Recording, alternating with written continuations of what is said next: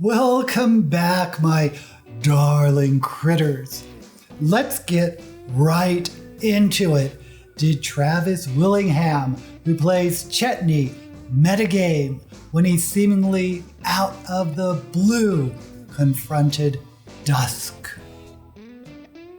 I believe he did, but not in the way you may think. I'll explain what I meant later, but first, who am I? I am the BookTube goddess, the #1 drag queen booktuber on YouTube.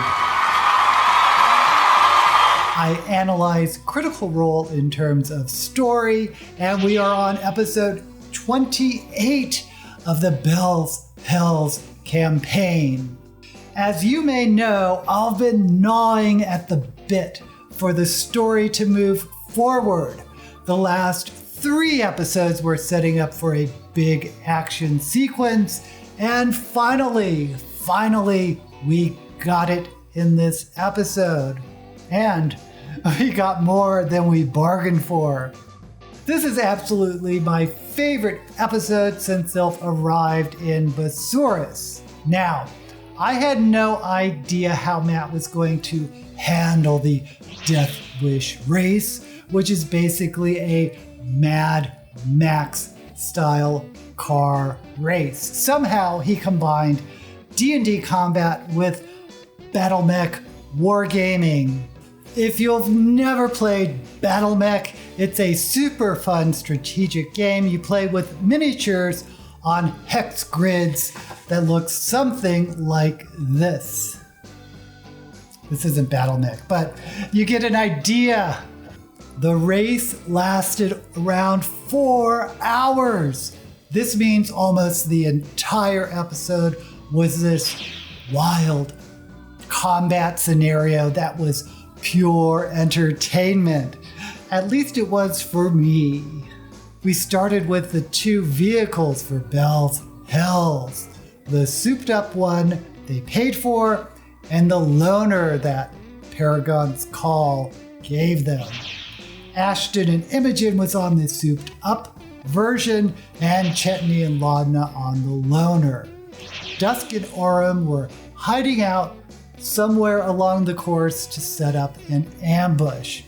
Fern, poor Fern, she tried to sneak onto Paragon Call's vehicle, but failed, so she was pretty much out of the entire race.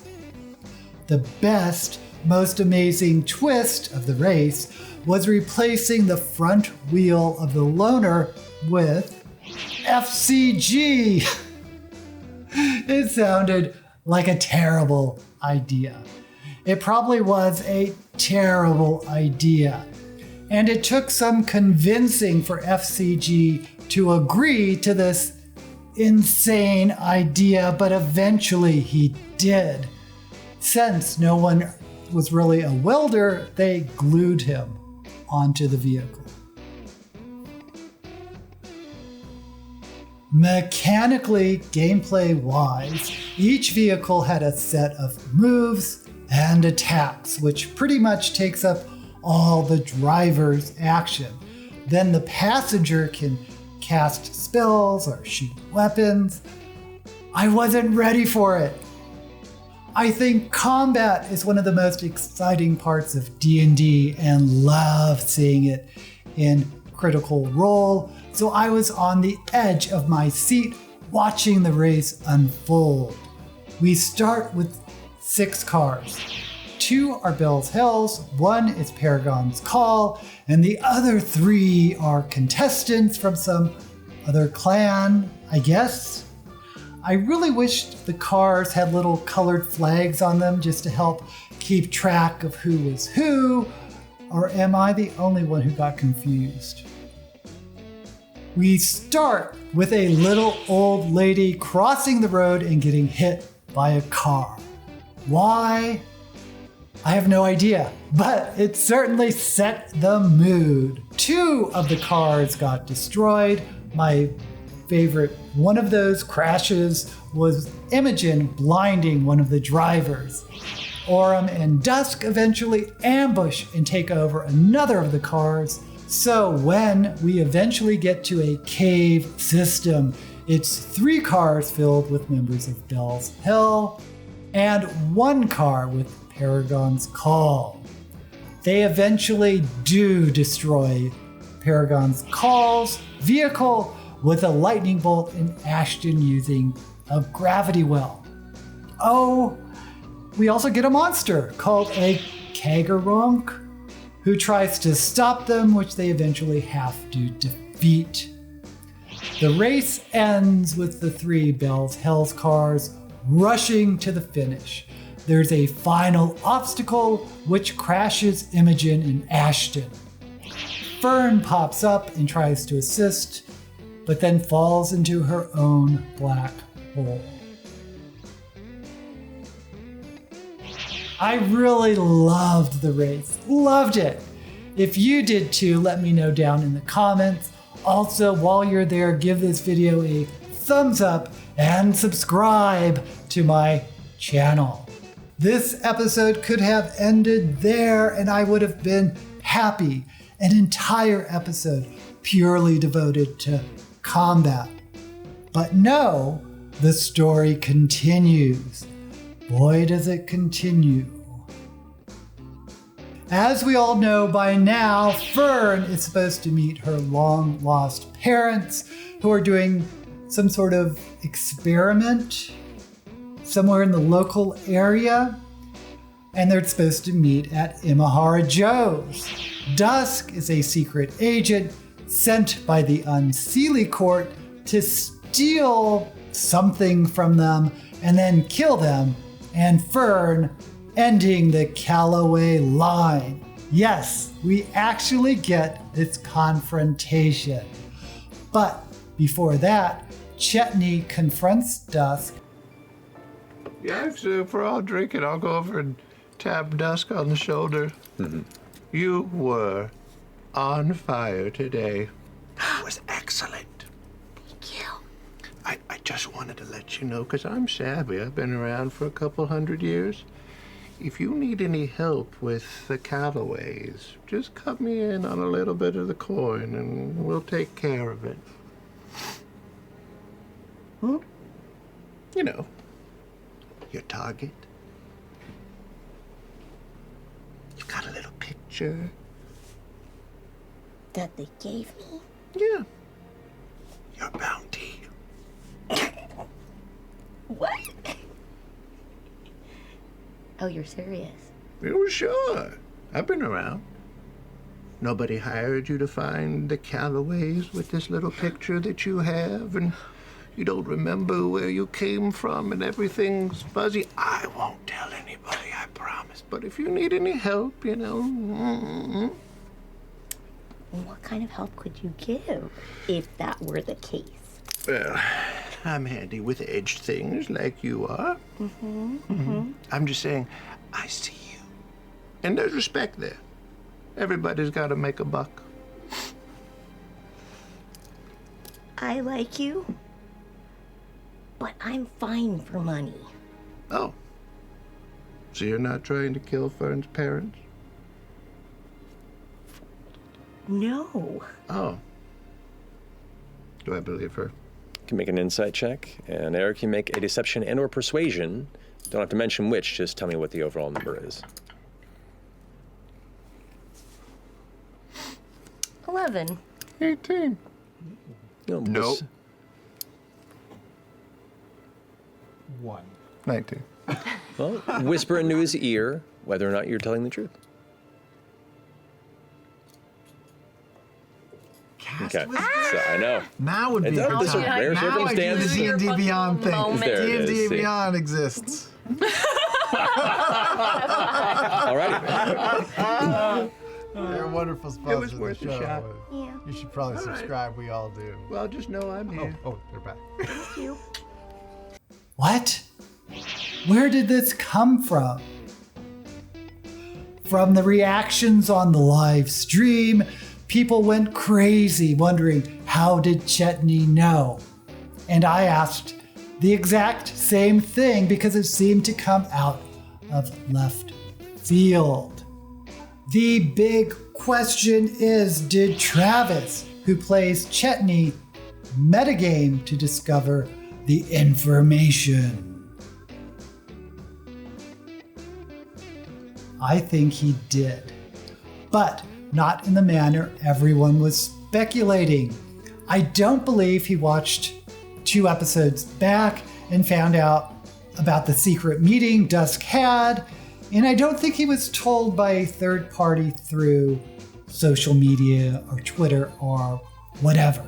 And here's why. If you know there is some role-playing secret that Matt doesn't want you to know about, and you find out about it outside of the game, the guilt alone will make you want to keep your mouth shut and pretend that you didn't know. That's just human nature. It makes no sense that you would suddenly use that information to basically ruin the secret before it's time. It makes no sense. I think we all know that there's a pretty good code of ethics among the players, so why would Travis so obviously drop a spoiler based on information outside of the game? I just don't think he did. But I think there was an element of metagaming. Let me explain. 2 episodes back, everyone left the room so Matt and Dusk could have a private conversation. This let all the players know that something was up with Dusk, even if the characters wouldn't know. Second, and this was subtle, and I didn't catch it until someone in the comments last week when I did my recap brought up. There was a secret die roll that Erica made, and then she texted Matt, and it was very furtive. It was some type of silent exchange, and no one caught this except for Travis. It's like sweating ooze. It's fine. You look fine. You look great. Well, the moon is flaring. Yeah. That's gotta mean something. And it's continuing to making its way up to the sky. Self-made. In character. And they're very aware. Whoever's in the dream, whoever's in the nightmare is very aware that I'm there. That rhymes. That rhymes. They're aware that you're there. I think, you know, FCG wants to try this thing where he's like watching us sleep, and not in a creepy way. Creepy. No, yeah, but it feels kind of creepy. Yeah. But he says that maybe if he sees when I start to dream, he can try to like access my mind or something, and maybe he can be there too.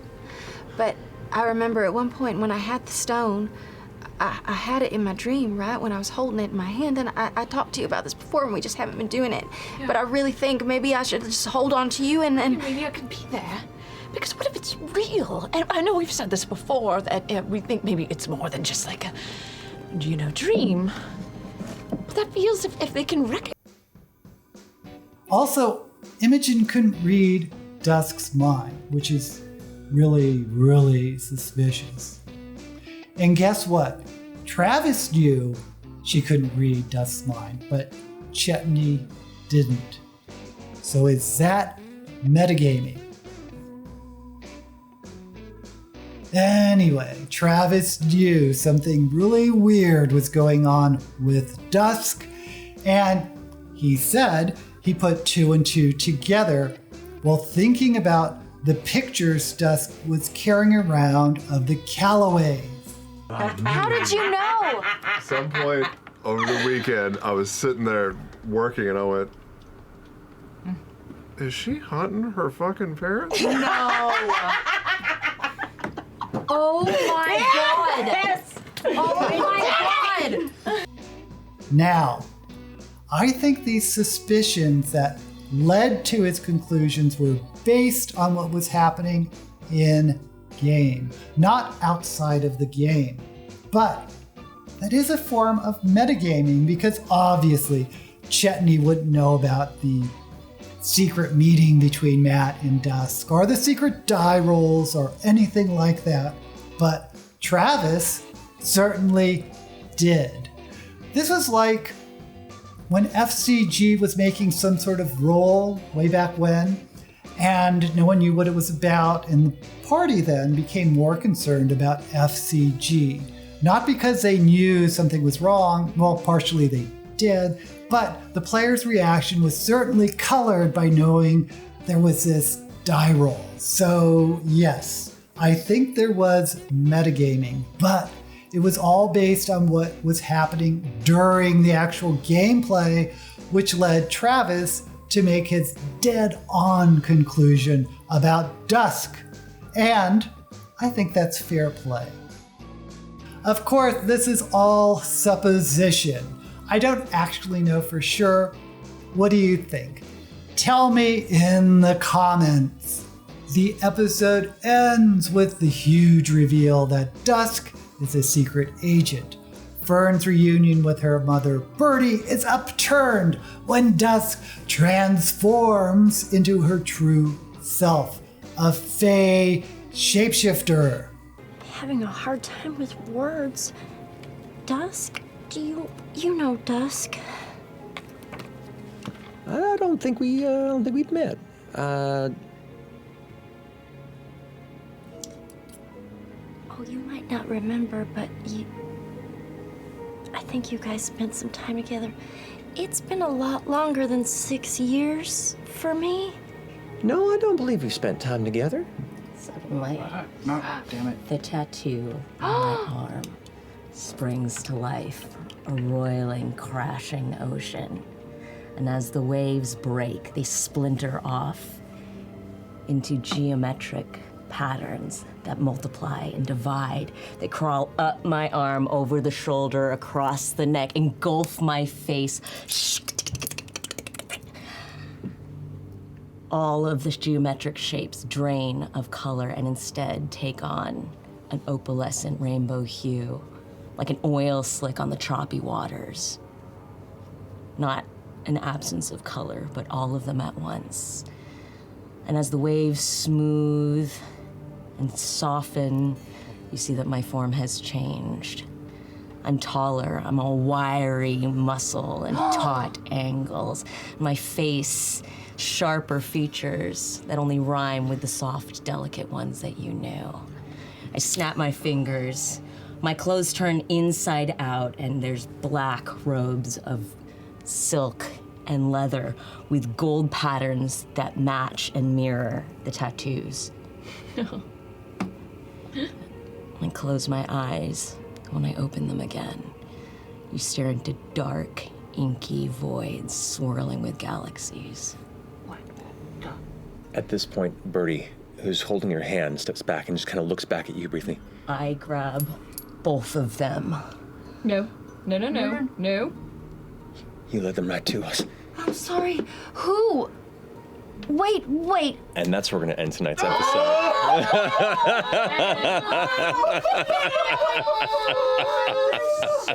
What? We didn't even ask you anything! Oh my god! The next episode, which we're going to have to wait 2 weeks for, that is going to be absolutely wild, and I'll be here for it. Until we meet again, may all the books you read and the campaigns you play be blessed.